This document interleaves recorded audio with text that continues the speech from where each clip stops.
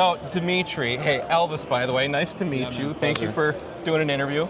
So I'm looking at your table, seeing all this cool stuff that you've been in for, the 10 followers I have that are going to watch this. Tell me, what are all the projects you've been in? So Star Wars-wise, I worked on all 3 seasons of The Mandalorian. I worked on the Book of Boba Fett, Obi Wan Kenobi, and Ahsoka. I've played close to 20 different characters on all those shows over the 6 seasons that I worked. Most people know me as the Stormtrooper that shot Grogu back in season 2.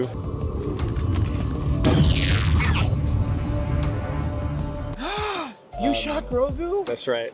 And I'm very well known for saying that I would do it again. If given the opportunity. So, the little bastard deserved it. So, Stormtrooper, I see a lot of Stormtroopers, right? So, Obi Wan. Yep. And obviously Ahsoka. But tell me about Book of Boba, because it looks like you got some other cool stuff going on here. Yeah, so I was both tribes with the Tusken Raiders in the first episode of The Mandalorian in season 2. Also, the 2 episodes with like the backstory of the Tusken Raiders in the Book of Boba Fett. One of the Tuskens that actually find Boba Fett out in the desert when we drag him back to the tribe, and was kind of all over all of those Tusken scenes.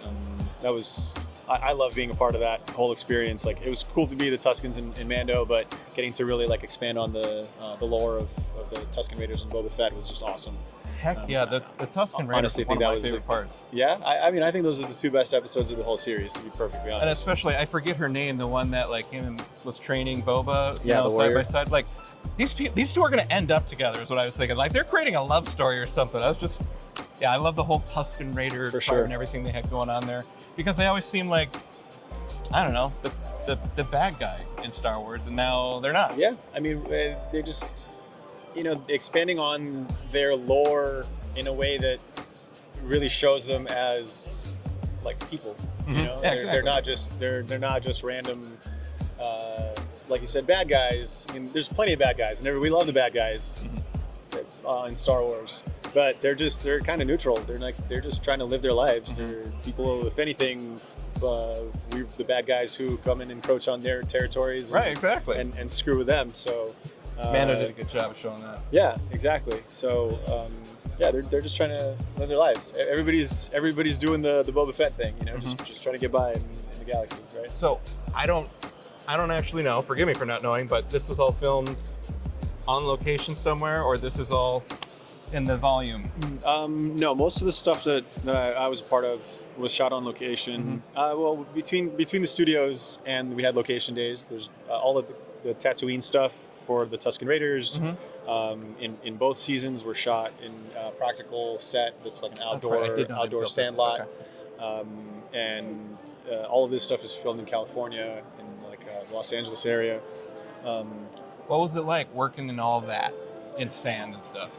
It's just hot. I mean, the Tuskens are super comfy. It's just a bunch of layers of robes, so they're comfortable, but they're very hot just because it's so many layers.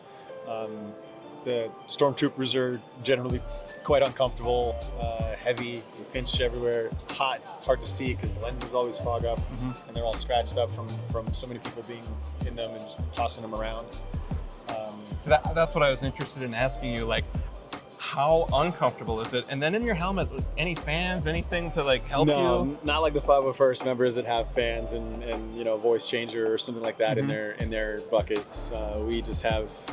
They're empty. They have a little bit of foam to keep them in place and to fit properly. So your eyes sit down at the correct level.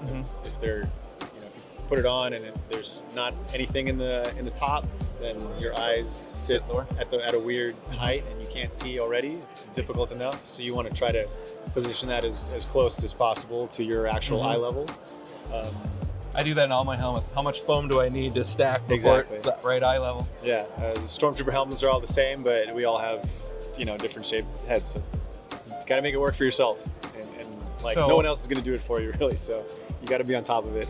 You just have to take it off and do lots of water breaks then, because it was so hot. Well, we get to with the helmets. It's easy because you can take them off right after the take is over.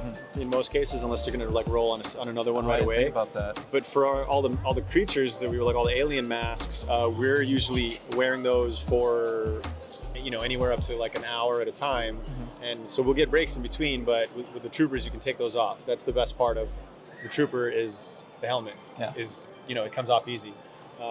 The other aliens can be way more of a comfortable outfit, but we're stuck in those helmets. That's kind of why we end up getting to be kind of that like core team of the people used as the like the alien performers, is because we're comfortable in those masks for long periods of time, and it doesn't, like, it's not for everybody. I have seen people on set that thought they were going to be able to do it because, you know, they just came in to like replace somebody on set, and it didn't go that great, and then they didn't return after that. So that did happen with certain characters, and you know, some are certainly harder than others to be in for a long time. Obviously, like, visibility is different. What's your worst? They're bad in different ways. So like, some have a really some are, you know, one of my Trandoshans was incredibly hot because of the outfit I was wearing, in addition to having like the silicone head and claws on my hands and feet, but I'm also wearing like an insulated snowsuit, you know, 95-degree weather outside in the sun. Not a great combination. And you know, I was okay in it. It was very hot, but it was like, for me, it was bearable. But one of the other guys who was a Trandoshan with me actually like got heat exhaustion or something similar, and had to like bow out for the day. And it's, you know, the conditions are, it's hot. I mean, I know, so in in LA the cosplays is one when he like takes his hand up, he just pours the sweat out. Like. Every time, and you have to like, and it sucks taking those off with like, you know, any sort of hair, because it's just like everything is being pulled on you by the silicone. But so like the Trandoshan was really hot. And that one actually goes into the top, I think, for visibility problems, because it's a lizard. The eyes are pointed sideways, so they're like angled. Actually, the way that I'm sitting right now, facing you, is how my eyes would have been. And I'm literally looking through an eye hole that's like about this large. It's in the actual like, lens of the eyeball that the eye is sitting. It's like inset into the silicone mask. And then the center of it, where they overlay a pupil afterwards in post-production, there's that little diamond of space that I can see through. But because they're sideways, I would have to look out of it to see you. And mid-take, I would have to be moving around, scanning across where I'm going to be, you know, several feet further away from me, because I can't look at my feet. I can't look where I'm walking. I have to, like, before the take, I have to, you know, scan it sideways, what's around me, and then look way out. But because this is all black in front of me, like, I can't see anything in front of me at all. It's just fully blacked out. So I have to, as I'm scanning, take a peek at what's in front of me, take a look at what other, you know, characters might be crossing in front of me. And when there's crazy action, like in the city scenes on Book of Boba Fett, where I was the Trandoshan, there's a lot of hectic scenes that are going on, like in those city scenes, and there's people running around all over the place, and you don't want to be the guy that like bumped into something and broke it. Like. Right. Well, I don't want to bump into something. I also don't. Mainly, I don't want to bump into somebody else and hurt somebody. I also don't want to eat it myself in the middle of a take and potentially ruin something. So, you have to pick up the skill of like scanning way out in front of you, especially in a character like that where you just can't see normally. So they all Trandoshan have was their the ups other and downs. I mean, Tuskens are similar. The Tusken Raiders in Mando, they had the long narrow eyes, the eye tubes. In Boba Fett, those were changed entirely, so they got shortened and widened. So our vision on Boba Fett was completely different. Not as from tunnel Mando. vision. Yeah, way better. And then I had a character like the Godel that I was on Ahsoka. I had zero visibility at all. Like, so I had to be completely stationary. Oh, wow. Even though it had like, you know, ADs coming up to me asking me to go do actions. I'm like, I literally can't move from here. You're like, hold my hand. We're up like 10, 15 feet off the ground on a platform shooting that scene. At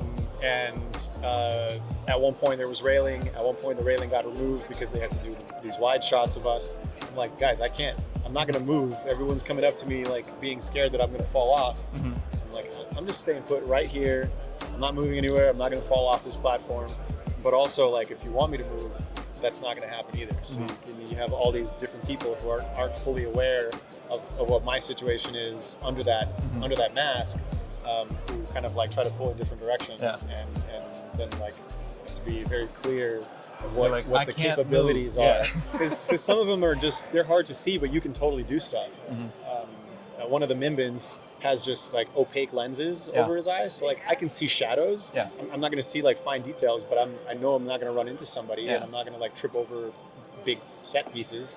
But with that guy, it's just literally zero. It's fully blacked out. No, there's no, not even like eye holes that are just meant to look through that aren't part of the costume. So it has to be fully stationary because it's just a safety hazard. Yeah. So Okay. we make it work. One last question that I think is the best question here. What is so fulfilling? What is the most fulfilling thing about doing this? And is there like a scene that you watched in a show later and you're like, that's me, that looks awesome? Like, what's your favorite scene that you've seen yourself in? Yeah, okay. Let me answer the second part first. Yeah. So, there were definitely a couple of scenes that were really cool. I think my favorite is still that, like the shooting Grogu scene in episode 2 or in season 2 of Mando. The Ezra one's pretty good. When I got to do that, it is. That's what I was gonna say. So when I got to do that, I had to sit on it for a while before season 2 came out, and I just like the entire time waiting for it. And when it released, finally, I was just like laughing internally because I knew everyone was gonna have particular feelings about this scene. So that was just fun. But everything I got to do on Ahsoka and playing so closely with Ezra's actor, Iman, and Lars cool, and Wes. They all are amazing. Iman in particular, he and I got to chat quite a bit on set, and occasionally I can still keep in touch with him online. Nice. He's just a great guy. So everything getting to play directly with him, and of course getting shot by him at the end of our scenes was a lot of fun, and that was kind of a big step for me in my career as well, because that was me getting onto the stunt department on Ahsoka, which I was fighting for a while in the previous seasons. And so that was an amazing experience all in all. And that also landed on the first day of that shoot was on my birthday, so it was a pretty sweet birthday present. Yeah, no joke. But as far as fulfillment, to be honest, I think getting to do this stuff has been the most fulfilling part of it. It was fun getting to shoot the projects. Obviously, we had a blast doing it, and I really enjoyed the experience. I'm incredibly grateful to be selected for all the parts that I got to do.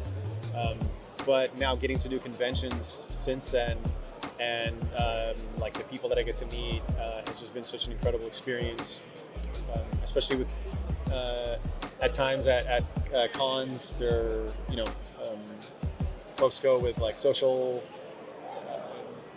difficulties and across the entire range of what those could be, and getting to meet kids that might have something going on in their lives, or whether it's like a mental or physical disability or something like that, or just social issues, and getting to meet them and kind of have fun conversations with them to get them out of their shells. And you see they get to have some joy with all this. And seeing people who get to go out and have this like outlet of conventions where otherwise they kind of keep to themselves, and getting to see people really open up and be themselves in a situation or in an environment like this where they could really feel like themselves has been amazing. I had some really incredible experiences going to conventions and doing these meet and greets and stuff like that for the last 4 years, and I've some incredibly powerful emotions that go through me during those specific interactions that I've never experienced before, and I don't think I would have in the same or without my experience on here and getting to do this stuff. Right on. I used to, as a martial artist, when I used to teach for a while and had a lot of kids that were on the autism spectrum. Okay. And that was its own interesting experience that was similar, but nothing on the same level, where we had just these really on a deeper feeling level, get to interact with these with children like that, and adults. It's not just kids. Right. And it's just been an incredible experience. So that by far has been the most fulfilling part. Thank you for sharing, Dmitry. Yeah, appreciate you. Thank you so much. You're going to tell us everything about Mandalorian Grogu now? We can get some... All of it, No, I have no idea. But I'm looking forward to it, just like you guys. And yeah, I'm really looking forward to what the story's going to be actually of Mandalorian Grogu, because it was like it felt like an abrupt departure from season 3, and too long of a time has already passed in my opinion. So Yeah. I'm also looking forward to seeing what they Me too. what they come up with. Well, thanks again, man. Yeah, I man. really appreciate it. Thanks, sir.